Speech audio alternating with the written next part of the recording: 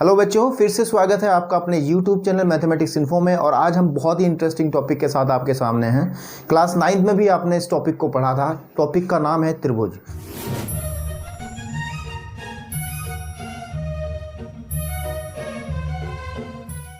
त्रिभुज जैसे कि स्क्रीन पर लिखा है, त्रिभुज का एक हिस्सा हमने क्लास 9 में सीखा था जिसमें हमने त्रिभुज के एक खास गुण के बारे में चर्चा की थी। तो इसी तरीके से आज फिर हम क्लास 10 में भी आपको एक त्रिभुज के गुण के बारे में ही चर्चा हम करेंगे। और बहुत इंपॉर्टेंट चैप्टर है, बोर्ड की परीक्षा में भी बहुत क्वेश्चंस पूछे जाते हैं।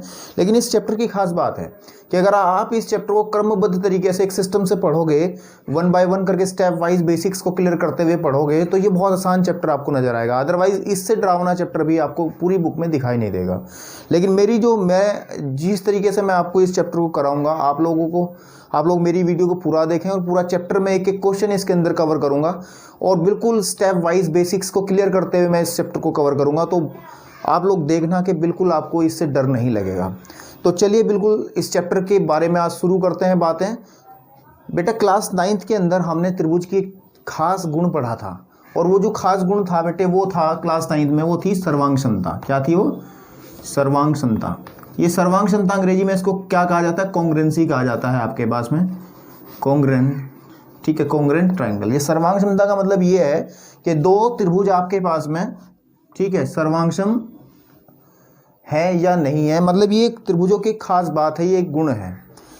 अब इस टॉपिक को डिस्कस करना इस वीडियो में, क्योंकि हम क्लास 10th का त्रिभुज पढ़ रहे हैं, वो आवश्यक है या नहीं है, मैं आपको इसी के बारे में बता दूं। क्योंकि 9th में ये बहुत ही बड़ा चैप्टर था। अगर इसको अभी से कराना शुरू कर दिया तो आई थिंक ये चैप्टर बहुत बड़ा चैप्टर बन जाएगा। मैं आपको क्या करता हूं, जो जिस चीज़ों की आवश्यकता मुझे पड़ेगी, मतलब जैसे अभी एक्सरसाइज 6.1 के अंदर हमें सर्वांग क्षमता वाला वर्ड देखने को मिलेगा, तो आपको थोड़ा सा सर्वांग क्षमता के बारे में पता होना चाहिए। और अगर आपने अच्छे से 9th में किया है तो मैं समझता हूँ आपको पता होगा। अगर नहीं भी पता है तो कोई बात नहीं, मैं साथ के साथ जैसे जैसे क्वेश्चंस करेंगे, जैसे जैसे कोई भी थ्योरम करी जाएगी, तो उसमें जहाँ जहाँ इस तरीके के वर्ड यूज़ होंगे बेटा, मैं उसको क्लियरिफिकेशन उसको क्लियर करता चलूँगा ताकि आपको समझने में दिक्कत ना हो।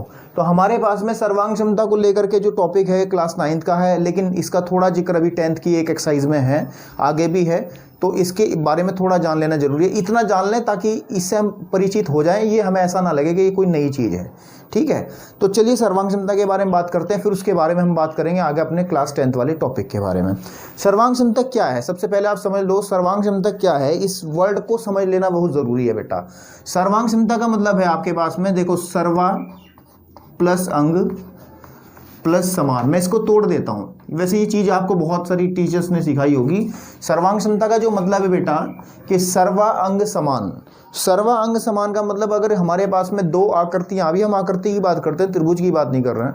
अगर हमारे पास में दो आकृतियाँ ऐसी हैं कि जिनके सभी अंग समान हैं, ठीक है, सभी अंग समान का मतलब है कि उसकी प्रत्येक अंग जो है वो दूसरे आकृति से बिल्कुल समान मैच करती है, तो हम बेटा कहेंगे कि वो दोनों आकृतियां सर्वांगक्षम हैं। कैसी हैं? सर्वांगक्षम, यानी कि कॉन्ग्रुएंट है। अब एक बात ध्यान दीजिएगा बेटा, ध्यान से मैं जो आपको बताना चाह रहा हूँ, हम लोग पढ़ रहे हैं त्रिभुज की सर्वांग क्षमता। चैप्टर हमारा है त्रिभुज, तो हम इस टॉपिक को भी किसके परिप्रेक्ष्य में पढ़ेंगे? त्रिभुज के परिप्रेक्ष्य में ही पढ़ेंगे। दो त्रिभुज आपके पास में सर्वांगक्षम होंगे। जैसे कि हमारे पास एक त्रिभुज ये रखा, ए बी और सी।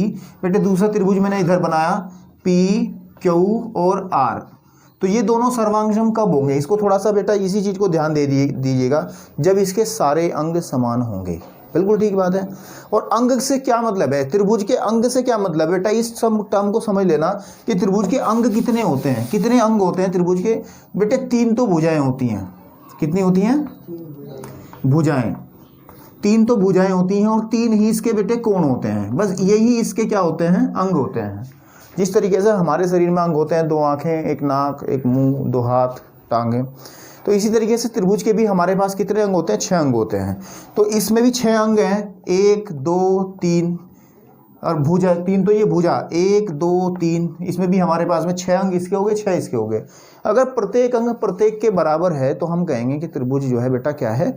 सर्वांगक्षम है। तो सिर्फ इतना जान लेना काफ़ी है। वैसे सर्वांगक्षमता सारे 3-4 नियम हैं जिनको हमने क्लास 9 में पढ़ा था, और क्लास 9 के उन नियमों का यूज़ भी हम बीच बीच में करेंगे, लेकिन फिर मैं कह रहा हूँ आपको जब भी इसकी आवश्यकता पड़ेगी तो मैं आपके सामने उसको दोबारा से फिर एक्सप्लेन करूँगा, ताकि आपको ऐसा ना लगे कि यार ये बीच में से कहाँ से क्या चल रहा है। ठीक है, क्योंकि इस चैप्टर की खास बात यही है कि आप अगर जितना सिस्टम से पढ़ोगे उतना ही आपको समझ में आएगा। अदरवाइज अगर आप सिस्टम से नहीं पढ़ोगे, इसमें सिर्फ उतना ढूंढने जाओगे कि बोर्ड परीक्षा के लिहाज से क्या किया जाए, फिर आपको मात्र रट्टा मारना पड़ेगा। रट्टा आपको पता ही है कि उसमें ज़्यादा सफलता नहीं मिलती है और वो आपको ये चैप्टर बिल्कुल डरावना नजर आने लगेगा। तो चलिए बेटा आप शुरू करते हैं अपना क्लास 10th का जो टॉपिक है। क्लास 10th में हम लोगों को पढ़ना है, क्लास 9th का हमारा टॉपिक बेटा क्या था, सर्वांग क्षमता था। हमने इसको वर्डिंग में समझा दिया है आप लोगों को सर्वांग क्षमता होती क्या है, बाकी जरूरत पड़ेगी बाद में देखेंगे। अब जो क्लास 10th का जो बेटा टॉपिक है हमारे पास में, क्लास 10th का जो टॉपिक है बहुत इंपॉर्टेंट टॉपिक है, पेपर में बहुत ज़्यादा आता है, वो होता है समरूपता। क्या होती है? समरूपता। आपके पास में त्रिभुजों की समरूपता। क्या पढ़ाएंगे बेटा? त्रिभुजों की समरूपता, या फिर इंग्लिश में इसको बोला जाता है सिमिलरिटी। क्या बोला जाता है? सिमिलरिटी। सिमिलरिटी, ठीक है बेटा, सिमिलरिटी। ठीक है, तो अंग्रेजी में कहते हैं सिमिलरिटी आपके पास में, और समरूपता कहते हैं हिंदी में। अब समरूपता क्या है और सर्वांग क्षमता हमने आपको बताई दी। ठीक है, समरूपता में आपको ध्यान देना है, सिर्फ दो बातों का ध्यान रखना है, सर्वांग क्षमता में भी और समरूपता में भी। एक आकार, समझ में आ रही बात नहीं आपके पास में, उसकी आकृति कैसी है, और एक उसकी माप कैसी है। समझ में आ रही बात? अगर हमने सर्वांग क्षमता में पढ़ा है कि अगर माप, एक तो आकार, एक उसकी माप। माप मतलब अंग ही तो था कि बेटे इसका आकार इसके जैसा हो जाए और इसके अंग जो हैं, यानी कि अंग तो तभी बराबर होंगे जब इसकी माप बराबर होगी। बिल्कुल ठीक बात है। तो अगर माप भी आकृति, यानी कि आपके पास में क्या चीज़, आकृति का हो और माप इसकी, ये दो चीज़ें हैं। अगर आकृति और माप दोनों समान हैं, आकृति और माप दोनों समान है, तो बेटे हम कहेंगे त्रिभुज सर्वांगसम है। त्रिभुज क्या है? अगर आकृति भी उस आकृति देखने में बिल्कुल सेम नजर आ रहा है और उसकी माप जो है, माप मतलब उसके सभी अंग जो है, उसके कोण, उसकी भुजाएं बिल्कुल समान हैं एक दूसरे से, दो त्रिभुजों की, तो हम कहेंगे दोनों त्रिभुज बेटे कैसे हैं? सर्वांगसम हैं। और रही बात समरूपता में, समरूपता में क्या खास बात है? त्रिभुजों की समरूपता की बात हम बता दें कि अगर हमारे पास एक त्रिभुज है और दूसरा त्रिभुज है, उसमें आपकी आकृति तो समान हो जाएगी, बिल्कुल ठीक है नहीं, उसमें क्या है, आकृति तो समान हो जाएगी, लेकिन बेटा ये जरूरी नहीं है कि उसकी माप भी बराबर हो। माप का मतलब क्या है हमारे पास में? माप का मतलब ये है कि जरूरी नहीं कि जितनी भुजा बेटे ये है उतनी भुजा आपके पास में ये हो। समझ में आई बात नहीं? लेकिन इसकी कुछ खास बातें होती हैं समरूपता की, वो मैं भी धीरे धीरे आपको बताता चलूँगा। ठीक है, तो मैं आपको जो अभी चीज़ें मैंने जो बताई है उसको छोटा सा मैं एक नोट में बना के लिखूंगा, ताकि आपको याद रहे, चीज़ें भूलें ना। ठीक है नहीं, तो उसको मैं एक छोटा सा नोट बना करके लिखता हूँ और आप लोग उसको हमेशा याद रखेंगे। ठीक, त्रिभुज की समरूपता, त्रिभुज की, त्रिभुजों की, यानी कि दो त्रिभुज होंगे बेटे, त्रिभुजों की समरूपता की बात करेंगे, सिमिलरिटी ऑफ ट्रायंगल्स। ठीक है, ठीक है, इस बारे में बात करते हैं। इसको समझाने के लिए मैं आपको एक चीज़ बता दूं कि जैसे मेरे पास में एक ट्रायंगल है बेटे, ये वाला, ये कोई त्रिभुज है, इसका नामकरण कर लो बेटे ए, ये बी है और ये सी है। एक दूसरा त्रिभुज मेरे पास में है, ठीक है, आपके पास में, वो क्या है, पी है, क्यू है और आर है। ये दोनों समरूप होंगे या नहीं होंगे, वो कब बात होगी, वो उसकी कंडीशन क्या है, उसको समझ लेना जरूरी है। समरूप का मतलब है एक समान रूप वाले तो होंगे, उनकी शक्ल तो मिलेगी, लेकिन जरूरी नहीं है कि उनकी जो है कि बॉडी स्ट्रक्चर जो है कि उनके मसल्स, उनकी हाइट वाइट सेम हो। समझ में आई बात नहीं? मतलब हमने दो चीज़ें पढ़ी ना, अभी थोड़ा और समझ लें कि हमारे पास में समरूपता भी, सर्वांग क्षमता भी बताई थी मैंने, सर्वांग क्षमता बताई थी ना अभी थोड़ी देर पहले बेटे। सर्वांग क्षमता में तो बेटे हमारे पास में दो व्यक्ति अगर हैं इस तरीके से, ठीक है, तो उनके सारे अंग अगर समान होंगे, समझ में आई बात? सारे अंग का मतलब उसका ना, उसके साइज जो है सब चीज़ें एक जैसी होंगी बिल्कुल, सर्वांग क्षमता, सर्वाम अंग समान, सारे अंग समान होंगे तो हम कहेंगे समरूप हैं। लेकिन ये जरूरी नहीं है। सर्वांग क्षमता की अगर हम समरूपता की बात करें बेटे, समरूपता की बात करें तो उसमें ये जरूरी नहीं कि एक आदमी अगर लंबा चौड़ा है तो दूसरा भी लंबा चौड़ा ही हो, जरूरी नहीं है, हो भी सकता है, लेकिन इनकी जो शक्ल है ना वो एक जैसी होगी, है ना। इसी तरह त्रिभुजों की बात करें हम तो दोनों की शक्ल तो एक जैसी होगी, आकृति तो एक जैसी होगी, लेकिन उनका जरूरी नहीं है, हो भी सकता है, जरूरी नहीं है कि उनका साइज भी बेटा सेम हो, साइज भी क्या हो, सेम हो। तो कहने की बात यह है कि हमारे पास अगर दो त्रिभुज दिए गए हों, दो त्रिभुज अगर हमारे पास में दिए गए हों बेटा, तो याद रखें उनके लिए दो कंडीशन होती हैं अगर वो दोनों समरूप होंगे। सबसे पहली कंडीशन तो हमारे पास में क्या होगी बेटा, सबसे पहली कंडीशन तो इनके जो संगत कोण होंगे, संगत का मतलब ये वाला जो कोण है बेटा वो इसके बराबर होना चाहिए, ये वाला जो कोण है बेटा वो इसके बराबर होना चाहिए, ये वाला कोण जो है बेटा वो इसके बराबर होना चाहिए। सही है। तो कहने की बात यह कि अगर हमारे पास में कोण ए बराबर आ जाए कोण पी के, कोण बी बराबर आ जाएगा कोण क्यू के, आपके पास में कोण सी बराबर आ जाएगा कोण आर के। एक तो कंडीशन ये है बेटा, ठीक है। और दूसरी कंडीशन ये है कि अगर इनकी भुजाएं समानुपाती हैं, समानुपाती का मतलब है कि अगर ए बी बटा हम पी क्यू निकाल लें, इनकी ये भुजा बटे ये भुजा बराबर होगा, हमेशा ध्यान रखिएगा, बी सी बटे क्यू आर के, ठीक है। और हमेशा बराबर होगा बेटा ए सी बटे पी आर के। तो ये दो कंडीशन है। अगर दो त्रिभुज कभी भी समरूप हों, अगर दो त्रिभुज कभी भी समरूप हों, सिमिलर हों, तो हमेशा ध्यान रखना उनके साथ में दो कंडीशंस हमेशा जुड़ी रहेंगी कि उनका प्रत्येक कोण जो है यानी कि संगत कोण, संगत मतलब जो उससे एक दूसरे के संगत है, संगत मतलब समझते ही हो आप, तो वो बराबर होंगे हमेशा। और उनकी भुजाएं जो है बेटा बराबर ना होकर के अनुपातिक हो जाएंगी। समझ में आई बात नहीं? क्या हो जाएंगी? अनुपातिक हो जाएंगी। बस इतना ही फर्क है सर्वांग क्षमता में और समरूपता में। सर्वांग क्षमता में क्या होता था कि ये सारी भुजाएं बराबर होती थी, और यहाँ पे क्या है, भुजाएं क्या है बेटा, अनुपातिक हैं। भुजाएं क्या हैं? अनुपातिक हैं, अनुपातिक, अनुपातिक, ठीक है। अनुपातिक का मतलब है इनका जो अनुपात है वो एक ही अनुपात में है, ठीक है, आपके पास में। अब मेरा कहने का मतलब ये है, जब आपने समरूपता के बारे में जान लिया है, ठीक है, इसके कुछ उदाहरणों से बात करते हैं, चर्चा करते हैं, ताकि ये टॉपिक और अच्छे से क्लियर हो, क्योंकि हम समरूपता को ही ढंग से पढ़ेंगे। कराने में मैं आपको एक्सरसाइज फटाफट क्वेश्चंस कराता जाऊंगा, लेकिन उससे बेनिफिट तभी आपको होगा जब उसका बेसिक्स चीज़ें आपको अच्छे से पता होंगी। अगर आपको बेसिक चीज़ें अच्छे से पता नहीं होंगी, छोटी छोटी बातें आपको पता नहीं होंगी, तो कोई भी क्वेश्चन, कहीं भी छोटा मोटा क्वेश्चन आपको उलझा देगा।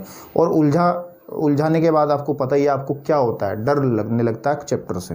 लेकिन उस डर की तरफ हमें नहीं जाना है, हमें क्वेश्चंस को सॉल्व करने जाना है, और उसके लिए हमें अभी से तैयारी करनी है। तो चलिए बेटा, हमने आपको समरूपता, त्रिभुजों की समरूपता के बारे में बताया कि त्रिभुज समरूप कैसे होंगे। दो चार उदाहरण के बारे में चर्चा करते हैं, उसके बाद फिर हम अपने मेन टॉपिक की तरफ चलते हैं, जो कि बोर्ड के लिहाज से बहुत इंपॉर्टेंट है, ठीक है। चलिए, तो एक उदाहरण के बारे में बेटा हम चर्चा करते हैं। दो त्रिभुज आपके सामने लिखे हैं। एक त्रिभुज मेरे पास में बेटा, हमारे पास है त्रिभुज ए बी सी, ठीक है, और एक त्रिभुज कौन सा है बेटा, त्रिभुज पी क्यू आर। हमें देखना कि दोनों जो हैं आपके पास में, ये दोनों समरूप हैं या नहीं है, ठीक है। समरूपता की दो कंडीशन हमने बताई थी। कंडीशन नंबर एक कि संगत कोण बराबर होंगे, यानी कि आपके पास में कोण ए किसके बराबर होना चाहिए, कोण पी के, और कोण बी बराबर किसके होना चाहिए, कोण क्यू के, और कोण सी बेटा बराबर होना चाहिए कोण आर के। अगर ये कंडीशन बन जाती है, और साथ ही साथ बेटा दूसरी कंडीशन हमने बताई थी आपको कि भुजाएं समानुपाती होनी चाहिए, यानी कहने की बात यह है कि बेटा ए बी बटा पी क्यू हमेशा बराबर होना चाहिए क्यू आर बटे, सॉरी, बी सी बटे क्यू आर। संगत समझ रहे हो ना, पहले इसकी एक भुजा बटे इसकी एक भुजा, फिर इसकी एक भुजा बटे उसकी एक भुजा। ऐसे बेटा हमारे पास में ए सी बटा कितना, ए सी बटे आ जाएगा पी आर, है नहीं, ए सी बटे पी आर, ठीक है आपके पास में। तो देखिए, चेक कीजिए, कोण ए कोण बी कितना है, कोण ए कोण पी 60-60 डिग्री के हैं, तो ये तो बेटे बराबर हो गए, ठीक है। कोण क्यों बी और कोण क्यों, कोण बी 30 है, कोण क्यों भी 30 है, तो ये भी 30 डिग्री हो गया। कोण सी कितना है बेटा हमारे पास में, 90 डिग्री है, और इसमें भी ये आर भी 90 डिग्री है। इसका मतलब पहले वाली जो कंडीशन है वो वेरीफाई हो गई है आपके पास में। दूसरे वाली कंडीशन में हम ए बी बटा, ए बी कितना है हमारे पास में 5 बटा पी क्यू कितना है 10, बात समझ में आ रही, बराबर आपके पास में बी सी कितना है बेटा हमारे पास में 4 बटे 8, क्योंकि ये क्यू आर कितना है 8 है, बराबर आपके पास में बेटा ए सी कितना है, ए सी हमारे पे 3 है, 3 बटे 6।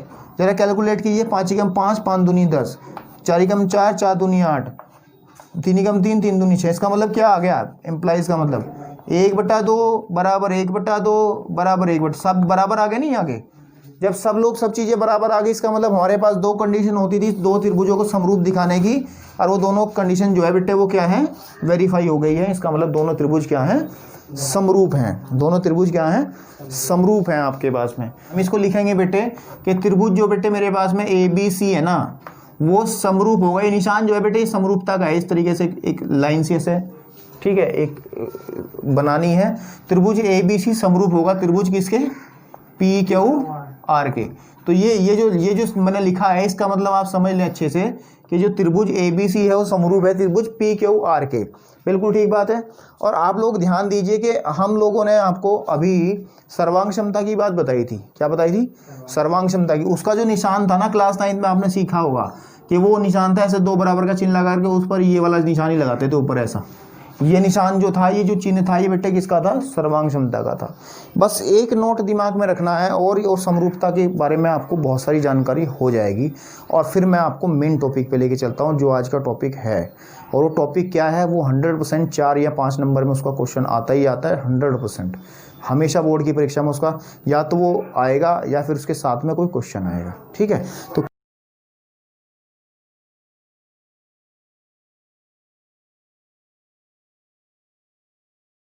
अभी भी समरूपता को लेकर के बात की है, तो मुझे एक पॉइंट दिमाग में मेरे आया है, उसको जरूर बता दूं मैं, क्योंकि वो बहुत ज़्यादा इंपॉर्टेंट है और वो जो है आपको पता भी होना चाहिए। बेटे जो हमारे पास में अगर मैं गोला बनाऊं इस तरीके से, गोला क्यों बनाया भी बताता हूं।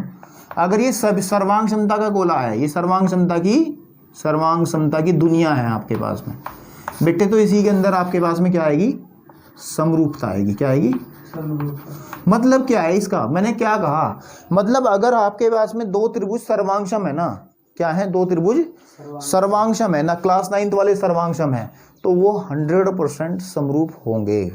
वो 100% क्या होंगे, समरूप होंगे। लेकिन बेटा अगर कोई 2 त्रिभुज समरूप हैं तो ये जरूरी नहीं है कि वो सर्वांगसम भी हो।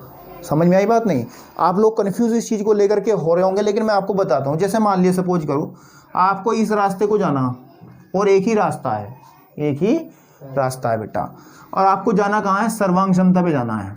कहाँ जाना है, कॉन्ग्रुएंसी पे जाना है आपके पास में, सर्वांग क्षमता पे। तो बेटे 100% बीच में आपको समरूपता पे जाना ही जाना पड़ेगा। समरूपता पे मतलब जब आप चलोगे ना बेटा, तो बीच में आपको समरूपता मिलेगी 100%। यानी कि जब आप सर्वांगक्षम होंगे ना, अगर कोई सर्वांग क्षमता पे चला गया, बाई चांस मैं यहाँ से बाइक उठा के सर्वांग क्षमता पे चला गया और यहाँ देखूँ, तो इसका मतलब वो समरूप जरूर होगा। बात समझ में आ रही, वो समरूप 100% होगा, क्योंकि आप इस रास्ते को चले थे तो बीच में समरूपता आई थी, जरूर थी। बात समझ में आई नहीं है बात। लेकिन अगर बेटा कोई आदमी समरूप है, या सॉरी कोई त्रिभुज अगर समरूप है, या फिर कोई व्यक्ति समरूपता तक गया, तो बेटे वो जरूरी नहीं है कि वो सर्वांगक्षम भी होगा। वो यहाँ भी रुक सकता है, समरूपता पे रुक गया, आराम से आराम करेगा। समझ में नहीं आ रही बात। यानी मेरा इस एग्जाम्पल के माध्यम से समझाने का मतलब ये है कि प्रत्येक जो त्रिभुज, जो 2 त्रिभुज जो होते हैं, अगर वो सर्वांगक्षम हैं तो वो हमेशा समरूप होंगे ही होंगे। लेकिन अगर वो समरूप हैं तो ये जरूरी नहीं है कि वो क्या हों, सर्वांगक्षम हों आपके पास में। वैसे दिख भी रहा है, सर्वांग समरूपता का चिन्ह होता है ऐसा बेटा, ऐसा बनाया ना मैंने, ऐसे दिख रहा होगा। और सर्वांग क्षमता का चिन्ह होता है बेटा ऐसा। समझ में आई बात नहीं, अगर ऐसा है तो ऐसा तो है ही है, ये तो आ ही रहा है इसमें। समझ में नहीं आ रही बात। तो इसका मतलब अगर सर्वांगक्षम है ना तो समरूपता तो है ना आपके पास में। तो ये इस पे ये मैंने बताया क्यों आपको, क्योंकि जो क्वेश्चन जो है ना, जो 6.1 है ना बेटा, 6.1 के अंदर ना बेटा इस तरीके के कुछ क्वेश्चन है, खाली स्थान भरो वाले, वो तुम अपने आप करोगे, उसको मैं छेड़ने वाला नहीं हूँ, क्योंकि वो क्वेश्चन मेरे करना सही नहीं है। ठीक, अब हम अपने एक मेन इंपॉर्टेंट टॉपिक के बारे में बात करते हैं, और इस चैप्टर का सबसे इंपॉर्टेंट टॉपिक, और साथ ही साथ इस चैप्टर की शुरुआत आप ये कहें। ठीक है, शुरुआत तो हमने की है समरूपता से, लेकिन जो बोर्ड के लिहाज से इंपॉर्टेंट पॉइंट्स है उसको लेकर के। एक बेटे मैथमेटिशियन थे हमारे पास में, थेल्स। कौन थे, थेल्स। और थेल्स ने एक प्रमेय दी थी, प्रमेय मतलब थ्योरम दी थी, थेल्स थ्योरम, इसको थेल्स थ्योरम के नाम से जानते हैं हम। थेल्स ने एक थ्योरम दी थी, एक प्रमेय दी थी, उसने कुछ बात बताई थी, और उसकी बातों का इस्तेमाल करते हुए हम सैकड़ों क्वेश्चन हल करते हैं। क्या करते हैं, सैकड़ों क्वेश्चन हल करते हैं। तो वो थेल्स ने जो बात बताई थी उसको पहले समझ लें प्रैक्टिकली। ठीक है, उसको पहले प्रैक्टिकली समझ लें कि इसने बात कही क्या थी, और उसको यूज करना सीख लें, फिर हम इस थेल्स प्रमेय को सिद्ध करके दिखाएंगे, जो कि बोर्ड परीक्षा में भी आती है। तो बेटे थेल्स प्रमेय की स्टेटमेंट यानी कि थेल्स प्रमेय क्या कहती है उसको मैं पहले आपको ऐसी मुजबानी बताता हूँ। जो थेल्स हमारे मैथमेटिशियंस में उन्होंने कहा कि अगर मेरे पास में बेटे कोई त्रिभुज हो, कैसा भी त्रिभुज हो, अभी तो हमने बहुत सीधा सच्चा त्रिभुज लिया है, अगर मेरे पास में कोई त्रिभुज है, जैसे इसका नाम है ए है, ये बी है, ये सी है, हमारे पास अगर ए बी सी कोई त्रिभुज हो, थेल्स ने जो बात बताई इसको ध्यान से सुनना। उसने कहा था अगर त्रिभुज की किसी एक भुजा के समांतर कोई दूसरी भुजा, मतलब कोई एक लाइन खींची जाए, जैसे मान लिया मैं इस बी सी के समांतर एक लाइन ये खींच दूं, ऐसे बात समझ में आ रही, तो ये अन्य दो भुजाओं को कोई दो बिंदु पे तो काटेगी, यहाँ पे काटा, यहाँ पे काटा, इसको जैसे मैं कह दूं डी बेटा, इसको कह दूं मैं ई। तो थेल्स जो हमारे मैथमेटिशियन थे उन्होंने ये बात बताई बेटे कि अगर हम किसी त्रिभुज की तीसरी भुजा, मतलब किसी एक भुजा के समांतर कोई लाइन खींचे और वो अन्य दो भुजाओं के दो बिंदुओं पर काटे, जैसे कि डी और ई पे काटा, तो उन्होंने ये बताया बेटे कि ये जो भुजाओं का जो भाग कटेगा, ये वाला और ये वाला, इस तरीके से ये वाला और ये वाला, इनमें एक संबंध होगा। वो संबंध क्या होगा? उन्होंने कहा कि इनका जो अनुपात हो समान होगा, यानी कि ए डी बटे डी बी बेटे बराबर होगा हमेशा ए ई बटे ई सी के। ये ध्यान देने वाली बात है कि कौन सा, ये हिस्सा बटे ये वाला हिस्सा बराबर होगा ये वाला हिस्सा बटे ये वाला हिस्सा। तो ये बात बताई थी थेल्स ने, और इस फॉर्मूले का, ये एक फॉर्मूला ही बता दिया था उन्होंने, और इस फॉर्मूले का यूज करते बेटे हम बहुत बड़ी बड़ी चीज़ों की गणना की मापों की गणना करते हैं।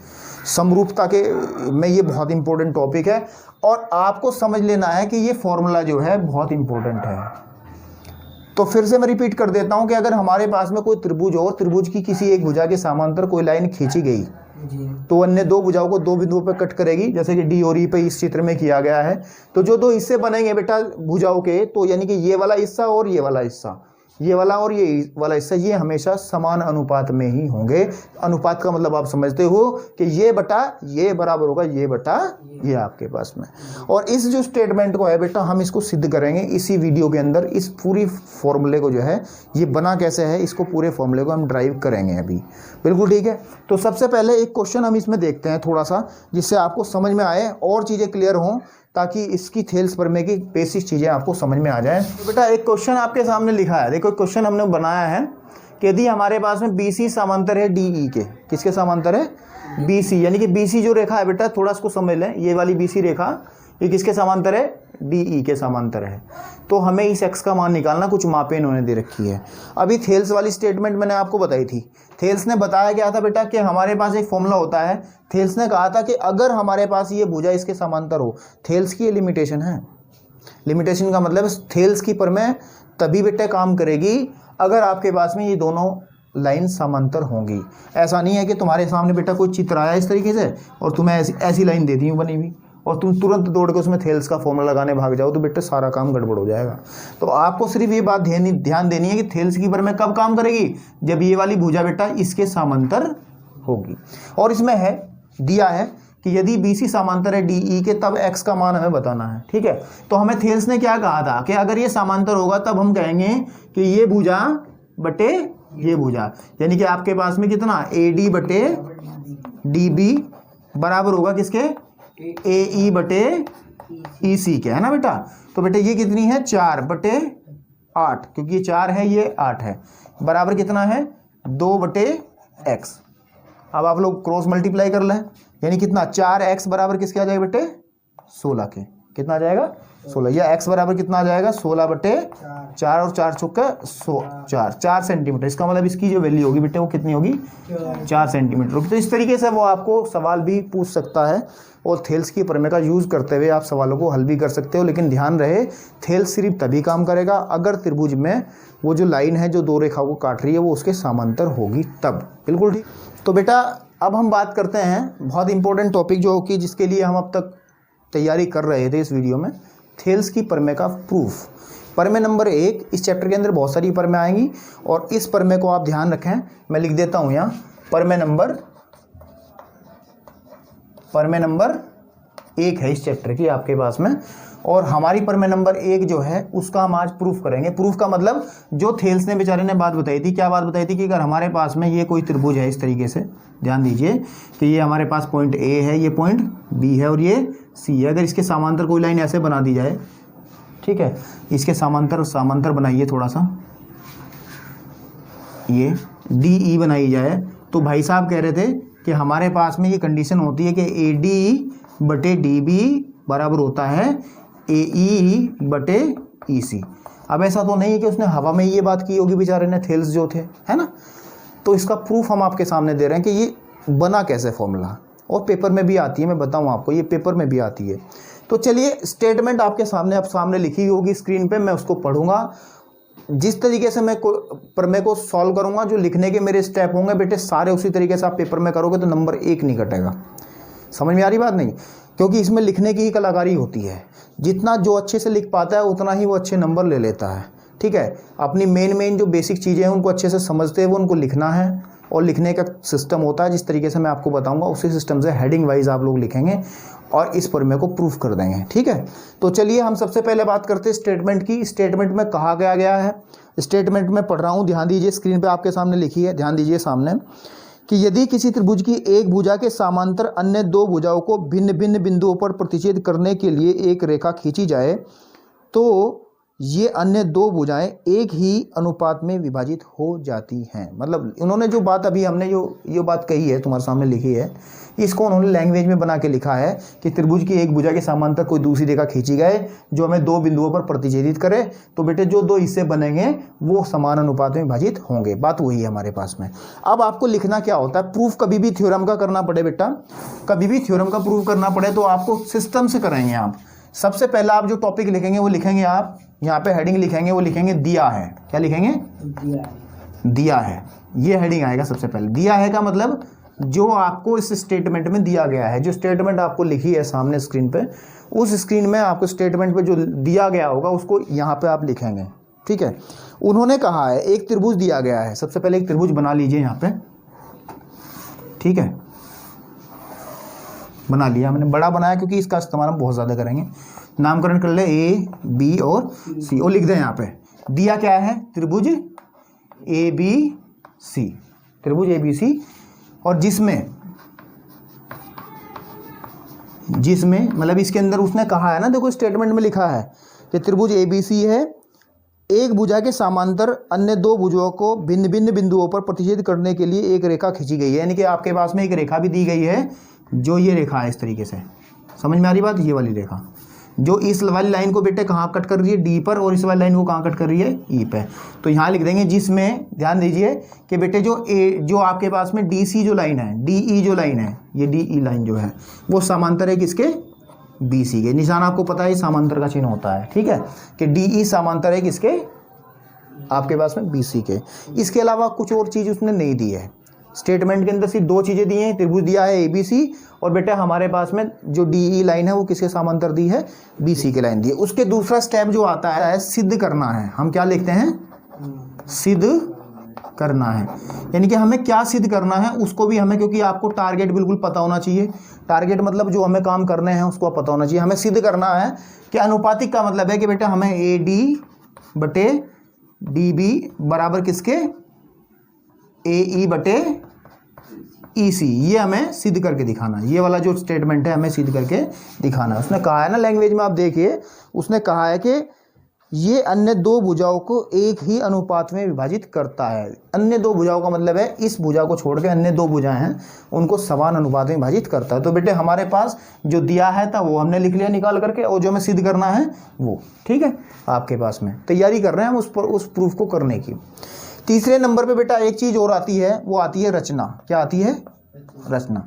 ये 3 स्टेप आपके पास में हैं इसके। रचना का मतलब क्या होता है मैं आपको बता दूं, क्योंकि आज इस थ्योरम को बहुत आराम से इस वजह से किया जा रहा है, इस प्रमेय को इतना आराम से इस वजह से किया जा रहा है क्योंकि इस चैप्टर में बहुत सारी प्रमेय आएंगी, तो प्रत्येक में इस तरीके से स्टेप लिखे जाएंगे। तो वहाँ पर मैं इतना समय नहीं लूँगा, वहाँ पर फटाफट दिया है, सिद्ध करना है, रचना में फटाफट लिखूंगा तो आपको समझ में आना शुरू हो जाएगा। तो आज थोड़ा समय लेना पड़ रहा है क्योंकि लेक्चर पहला है इसमें। तो रचना का मतलब आपके पास में ये होता है कि हम इस चित्र के अंदर जो अपनी तरफ से काम करते हैं, इस स्टेटमेंट को, इस चीज़ को सिद्ध करने के लिए जो काम अपनी तरफ से किया जाएगा वो हम रचना में लेके आएंगे। जैसे इसमें हम क्या करते हैं बेटे, डी को सी से और बी को ई से मिलाते हैं। यहाँ लिख देंगे डी तथा ई व बी, सॉरी डी तथा सी, सॉरी गलती होगी, डी तथा सी व बी तथा ई को मिलाओ, को मिलाया, ऐसे लिख लें, मिलाया। समझ में आ रही बात? मिलाएंगे, जो भी रचना करेंगे बेटा वो हमेशा डॉट करेंगे, यानी कि आप ऐसे डॉट वाली लाइन बनाएंगे ऐसे करके, पूरी बिल्कुल गाढ़ी लाइन नहीं बनाएंगे ताकि दिखे कि रचना हमने खुद की है। ऐसे ही हम किसको मिलाएंगे, इससे, इसको इससे मिला देंगे। आपको समझ में आ रही है चीज़ें? बिल्कुल ठीक है। दूसरी बात, इसमें एक काम और करना है आपको, काम एक और करना है कि हम क्या करना है कि डी से लंब डालेंगे इस पे और ई से लंब डालेंगे इस पे। मतलब कहने की बात क्या है कि हम क्या करेंगे, डी जो है, डी से हम इस पे एक लंब डालेंगे इधर की तरफ। अब आप कहोगे भैया पता नहीं क्या क्या कर रहे हैं, लंब भी डलवा रहे हैं, ये मिला भी रहे हैं, क्यों कर रहे हैं? जैसे पिक्चरों में देखा ना आपको, बीच में कोई ना कोई कैरेक्टर आ जाता सस्पेंस में और बाद में पता चलता है ये कौन था। समझ में आई बात? उसी तरीके से हम ये रचनाएं कर रहे हैं। ये रचनाएं आपको इस स्टेटमेंट को प्रूव करने में बिल्कुल मदद करेंगी। आप थोड़ी देर बाद देखेंगे अरे ये बिल्कुल सही किया था, हमने ऐसा कर लिया था, है ना। तो एक सिस्टम होता है थ्योरम को करने का। मैं जैसे गणित के करने के कई सारे तरीके होते हैं ना बेटा, किसी भी क्वेश्चन को करने के कई सारे तरीके होते हैं, लेकिन जब परमे कोई थेल्स ने जो परमे दी थी, परमे करने का सिर्फ तरीका वही होता है जो ओरिजिनल तरीका होता है, यानी कि जो तरीका उन्होंने इस्तेमाल किया था उसी से हमें करना होता है। उसके अलावा कोई दूसरा मेथड यूज़ नहीं करना है। आपको अगर कुछ आता है तो आप रफ कॉपी में अपने करते हैं, लेकिन पेपर में यही करेंगे कि हमारे पास हमने क्या करा, डी से हमारे पास इस वाली जो ए ई है, डी से हमें ए ई पे बेटा लंब खींचेंगे और वो लंब क्या होगा, इस पॉइंट को हम एम कह देते हैं, डी एम। यानी कि हम क्या कहें कि बेटे जो डी एम है ना, वो लंब हमने बना दिया किस पे, ए ई पर। किस पर? ए ई पर। ऐसा क्यों किया जा रहा है अभी थोड़ी देर में आपके सामने आ जाएगा। साथ ही साथ एक ई से लंब डालो बेटे इस पे, इस वाली लाइन पे, यानी कि हम ऐसे डॉटेड लंब डाल देंगे हम फटाफट। ये ई एन आपके पास में, यानी कि हमारे पास में बेटे ई एन जो है वो लंब, ये लंब का चिन्ह होता है ना। समझ में आ रही बात? ई एन लंब होगा किस पे आपके पास में बेटा, ए डी पर। ये हमने कुछ काम कर लिए जो कि रचना में आए, जो का यूज़ हमें करना होगा। अब ध्यान दीजिएगा, सिर्फ हमारा जो है बिल्कुल क्या कहते हैं कि पूरी तैयारियां हैं, प्रूफ की पूरी तैयारियां हैं। हमने दिया है, लिख लिया, सिद्ध करना है, लिख लिया, रचना लिख ली। अब आपको प्रूफ करना है जो वो स्टेटमेंट हमें दे रखा है उन्होंने। और प्रूफ करने के लिए मुझे थोड़ी जगह चाहिए, तो मैं इसको रफ कर रहा हूँ। आप लोग फटाफट इसको नोट करना चाहते हैं, स्क्रीनशॉट लेना चाहते हैं तो ले लीजिए, ताकि स्क्रीनशॉट आपको बाद में ये चीज़ें यूज़ होती रहें। ठीक है, हो गया? ठीक है, तो बेटा चलिए हम थोड़ा यहाँ लिख लेते हैं। सिद्ध करना है तो पता ही होना चाहिए ना कम से कम, है ना। सिद्ध करना है, क्या सिद्ध करना है बताओ? ए डी बटा डी बी बराबर किसके होगा, ए ई बटा ई सी। तो चलिए बेटा हम इसका प्रूफ करते हैं। क्या करते हैं? प्रूफ करने के लिए मैं थोड़ा लिख लिया कि हमें पता रहे कि हमें जाना कहाँ है, एड्रेस का पता होना चाहिए कि हमें ये सिद्ध करना है। और प्रूफ को हम हिंदी में लिखते हैं, या तो अंग्रेजी में प्रूफ लिख लीजिए या फिर लिखें हिंदी में उपपत्ति। क्या लिखते हैं? उपपत्ति। उपपत्ति का मतलब भी प्रूफ ही होता है, इंग्लिश में इसको प्रूफ भी कहते हैं। क्या कहते हैं? प्रूफ कहते हैं। तो हम इसका प्रूफ करते हैं फटाफट कि ये जो लाइन है, ठीक है, बहुत आसानी से प्रूफ होगा, सब कुछ आपके सामने तैयार है।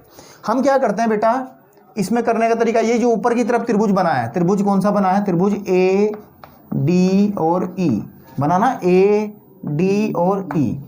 समझ में आ रही बात? ध्यान दीजिए किस वाले की बात कर रहा हूँ, त्रिभुज ए डी और ई, ये वाला जो त्रिभुज बन रहा है, जिसको मैं, मेरा जो मार्कर चल रहा है, ठीक है। ए डी ई का अगर मैं क्षेत्रफल निकालूं, का अक्षेत्रफल, ध्यान दीजिए इस चीज को, ठीक है। अब आपको पता है त्रिभुज का क्षेत्रफल निकालते हैं, उसका फॉर्मूला होता है 1/2 आधार गुणे ऊंचाई, होता है ना। 1/2 आधार गुणे ऊंचाई, ये तो फॉर्मूला होता है बेटा। तो इसी का यूज करके मैं शॉर्टकट में लिख रहा हूं एरिया, ए आर का मतलब एरिया ऑफ किसका, त्रिभुज ए डी और ई का। कितना होगा बेटा? 1/2। अब मुझे बताइए ए डी ई जो है, वैसे त्रिभुज की भुजाएं हमारे पास में कई सारी होती हैं, ये होती है, ये होती है, ये होती है ना। अगर आप इधर से देखो तो आधार ये बनेगा, कोई यहाँ खड़ा होकर देखा तो आधार ये बनेगा, कोई इधर खड़ा होकर देखो तो आधार ये बनेगा। तो आप बेटे किसी आधार को लेके काम करो, उसी के संगत ऊंचाई आपको लेनी पड़ेगी और क्षेत्रफल कभी बदलेगा नहीं, ध्यान रखना इस चीज़ का। तो हम लोग क्या करते हैं, इस बार इस थ्योरम को प्रूव करना है तो हम लोग आधार इसको मान लेते हैं। किसको मान लेते हैं? इसको। तो 1/2 आधार कितना मान ले बेटा हमारे पास में, ए डी। अगर आपके पास में आधार ये है तो बेटे ऊंचाई क्या बनेगी, फिर ऊंचाई तो ये बनेगी ना, क्या, ई एन। ध्यान दीजिए, ऊंचाई क्या बनेगी, ई एन, क्योंकि अगर कोई त्रिभुज, ध्यान दीजिए यहाँ पे, अगर किसी त्रिभुज का आधार ये है तो ऊंचाई तो ये होगी ना, है ना आपके पास में। अगर किसी त्रिभुज का आधार हम ये ले रहे हैं तो ऊंचाई ये होगी, है ना। इसी तरीके से इस त्रिभुज के अंदर बेटे आधार अगर ये लिया जा रहा है तो ऊंचाई क्या लेंगे, ये लेंगे। तो बेटे ध्यान दीजिए, बस काम हो गया आपका फटाफट। 1/2 आधार गुणा ऊंचाई, ऊंचाई कितनी बनेगी आपके पास में, ई एन या फिर एन ई बन जाएगी आपके पास में, उसमें कोई समस्या वाली बात नहीं है, बिल्कुल ठीक है। अब आप बात करें एरिया ऑफ, इसी तरीके से हम त्रिभुज, ये जो नीचे की तरफ बना है त्रिभुज, कौन सा, D B E, D B और ई का, यानी कि इस वाले का, कौन से का, ध्यान दीजिए, डी बी और ई, ये त्रिभुज जो नीचे की तरफ बना है, डी बी और ई, ध्यान दीजिए, उसका क्षेत्रफल बनेगा 1/2 आधार, आधार कितना बनेगा अब इसका आधार भी यही ले लीजिए आप, डी बी गुणे ऊंचाई, ऊंचाई। अब इस वाले त्रिभुज की ऊंचाई क्या होगी, देखो कई बार त्रिभुज ऐसा अधिक कोण त्रिभुज आ जाता है, ये मैं थोड़ा समझा देता हूं आपको। ये मान लीजिए त्रिभुज ये कैसा बन रहा है, त्रिभुज ये ऐसा बन रहा है, अगर मैं सही फिगर आपके पास में बनाऊं तो ऐसा, तो इसकी बेटा ऊंचाई जो होगी वो ये होगी, ये वाली, ये होगी नहीं, यानी कि त्रिभुज के आधार से बाहर वाली जो होती है, तो इसकी जो ऊंचाई बनेगी बेटे वो भी क्या बनेगी, ई एन ही बनेगी। चाहे देख लेना आप इधर खड़े होकर के, अगर आप देखोगे यहाँ पे तो बेटे इस वाले त्रिभुज की ऊंचाई भी ई एन ही बनेगी। आप लोग कंफ्यूज कर रहे होंगे तो आप चित्र को थोड़ा सा ऐसे बना के देख लेंगे, ऐसे सी ऊपर ले लेंगे, ठीक है नहीं, आपके पास में जब सी ऊपर लेंगे आपके पास में ए यहाँ आएगा और बी यहाँ आएगा, बिल्कुल ठीक है नहीं, फिर डी और ई कहाँ जाएगा, ये आएगा डी और ई, बिल्कुल ठीक बात है। और हमने क्या कहा था, डी और ई, फिर इनको आपस में जब मिलाएंगे तो जो त्रिभुज ये वाला बनेगा, इसी की तो बात कर रहे हैं हम, ठीक है नहीं, सॉरी ये हमारे पास डी है, तो इस वाले की बात कर रहे हैं ना हम, इस वाले, जब ये आधार है, जब डी बी आधार है, देखो डी बी आधार है, ध्यान दीजिए यहाँ पे, यही वाला पॉइंट था, जब डी बी आधार है तो ऊंचाई कैसे निकाल लेंगे, तो ऊंचाई तो बेटे यही निकलेगी, और ये ई से जाने वाला पॉइंट कौन सा है, एन है, ये एन, तो ई एन ही तो होगी, तो इसका मतलब हमारे पास में ये होगी ई एन। समझ में आई बात नहीं, ई एन। बस आपका आधा काम इस थ्योरम का कंप्लीट हो गया, प्रूफ होने जा रहा है बस 2 मिनट के अंदर। अब आप इन दोनों चीज़ों को भाग कर लो, क्या कर लो, भाग कर लो, यानी कि हमें अनुपात निकालना, तो हम दोनों का एरिया ऑफ त्रिभुज ए डी ई बटे हम निकाल लेते हैं एरिया ऑफ त्रिभुज डी बी और ई बराबर किसके आ जाएगा। मैं थोड़ा स्टेप कम कर रहा हूँ, जब भाग करेंगे तो 1/2 से 1/2 खत्म हो जाएगा, ई एन से ई एन खत्म हो जाएगा, तो खाली आ जाएगा ए डी बटे डी बी। इसको आप समीकरण नंबर 1 या आप संबंध नंबर 1 बना करके आप छोड़ देंगे, बिल्कुल ठीक है नहीं। हमने ये जो काम किया है, त्रिभुज जो हमारे पास आकृति थी उसके इस हिस्से में जो काम किया है, तो हमने ये निकाल लिया। अब उसके देखो जितना भी हमने काम अब तक किया, ध्यान दीजिए, वो इस भुजा को लेकर के किया है, क्या नहीं किया, कि आधार ये लिया, आधार ये लिया। अब सेम काम आपको ये लेना है और ये लेना है। देखो ए डी बटे डी बी प्रूफ का आधा हिस्सा बन गया, प्रूफ का आधा हिस्सा आ गया, ए डी बटे डी बी। अब आपको क्या लाना है, सिर्फ ए ई बटे ई सी। उसको भी 2 मिनट में लेके आते हैं, तो यहाँ ले दोबारा से लिख लें जरा, मैं यहाँ ही कर देता हूँ उसको। अब बात करते हैं, अब बात करते हैं क्या, कि हमारे पास में एरिया ऑफ त्रिभुज ए डी ई, वैसे ए डी ई का ऊपर निकाला था हमने, लेकिन ये तब निकाला जब हम इस तरफ से बात कर रहे थे। अब हम इस तरफ से बात करेंगे बेटा, ध्यान दीजिए, इस तरफ से। तो जब आधार हम लेंगे 1/2 आधार कितना बनेगा, ए ई गुणा, अब बताओ इसकी ऊंचाई, जब अगर आधार ए ई है तो ऊंचाई तो क्या बनेगी, डी एम बनेगी ना, बनेगी, क्या बनेगी, डी एम बनेगी, डी एम बन गई भाई, समझ में आई बात नहीं आपके पास में। इसी तरीके से बेटे एरिया निकाल लीजिए आप, कौन सा, इस वाले त्रिभुज, क्योंकि पहले इसका निकाला था ना इधर वाले का, अब इसका निकालो इधर वाले का, ये वाला जो है डी ई सी, किसका, डी ई सी, वो होगा बेटा 1/2 आधार, इसका आधार बनेगा ई सी गुणे आपके पास में ऊंचाई, इसकी ऊंचाई बेटे क्या बनेगी, इसकी ऊंचाई बनेगी डीएम ही बनेगी, इसकी ऊंचाई जैसे मैंने आपको समझाया था अभी, वो बनेगी डीएम, कितनी बनेगी, डीएम। फिर बेटे वही काम कर लो जो कि अभी ऊपर किया था, कि दोनों को भाग कर लो, कि एरिया त्रिभुज ए डी ई बटे एरिया त्रिभुज डी ई सी बराबर किसके हो जाएगा, ध्यान दीजिए, 1/2 से 1/2 कटेगा, डीएम से डीएम खत्म हो जाएगा, बचेगा क्या, ए ई बटे ई सी। अरे वाह, इसको संबंध क्या कहते हैं? 2।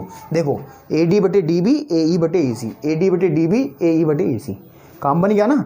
बस एक लाइन और, इस प्रूफ को खत्म करने के लिए सिर्फ एक लाइन और, आपका थेल्स पर में कंप्लीट। कहाँ लिखे उस लाइन को? थोड़ा सा मैं क्या करता हूँ कि रफ करना तो पड़ेगा, मजबूरी है बेटा, ठीक है। तो क्या करें बेटा, ध्यान दीजिए, मैं थोड़ा सा ऊपर से रफ कर लेता हूँ ये वाला। अब आपके पास में एक संबंध बना ये वाला और दूसरा बना ये वाला। क्या इनमें दोनों चीज़ें समान हैं? देखो एरिया ऑफ ADE दोनों में है, लेकिन नीचे है एरिया ऑफ DBE और नीचे है एरिया ऑफ DEC। तो फर्क किस में आ रहा है सिर्फ बेटा? इसमें आ रहा है, इन दोनों में। तो उनको लिख लीजिए। त्रिभुज आपके पास में कौन सा? DBE, त्रिभुज DBE तथा त्रिभुज आपके पास में कौन सा? DEC से कौन कौन सा से? ओह, ये वाले में और ये वाले में। समझ में आ रही बात? अब आपको एक बात बता दूं, बस काम यही खत्म होगा कि अगर कभी आपके पास में 2 समांतर रेखाएं हो, ध्यान दीजिए भी सिर्फ यहाँ पे 2 समांतर रेखा और उनके बीच में हमने 2 त्रिभुज बनाए, ऐसे त्रिभुज जिनके आधार आपके समान हो, इनके आधार जो है इसका समान है दोनों त्रिभुजों का। तो बेटे हमेशा ध्यान रखना, इन दोनों का क्षेत्रफल हमेशा बराबर होगा। क्या होगा? क्षेत्रफल हमेशा बराबर। 2 समांतर रेखाओं के बीच और समान आधार वाले जो त्रिभुज होते हैं, 2 समांतर रेखाओं के बीच, समांतर रेखाओं के बीच में होंगे तो उनकी ऊंचाई समान हो जाएगी, है ना, आधार समान है ही। तो हमेशा याद रखें कि 2 समांतर रेखाओं के बीच में और समान आधार वाले जो 2 त्रिभुज होते हैं उनका क्षेत्रफल हमेशा ही बराबर होता है। तो बेटे ये दोनों त्रिभुज जो है ना DBE, ये DE और BC के बीच में बने हुए, देखो है ना, इसके और इसके बीच में बने हुए हैं आपके पास में। जब इसके और इसके बीच में बने, आधार इनका समान है ही है दोनों का। तो बेटे कहने की बात यह है कि दोनों का क्षेत्रफल बेटे यह है, यानी कि हम यहीं पे लिख दें इसको थोड़ा सा मॉडिफाई करके कि जो क्षेत्रफल होगा बेटा किसका? एरिया ऑफ त्रिभुज DBE बराबर होगा एरिया ऑफ त्रिभुज DEC के। और इसका कारण हम यहाँ लिख देंगे। कारण क्या लिखा जाए? कारण भी लिख के आपको दिखाना पड़ेगा, चूंकि यहाँ लिख देंगे चूंकि 2 समांतर रेखाओं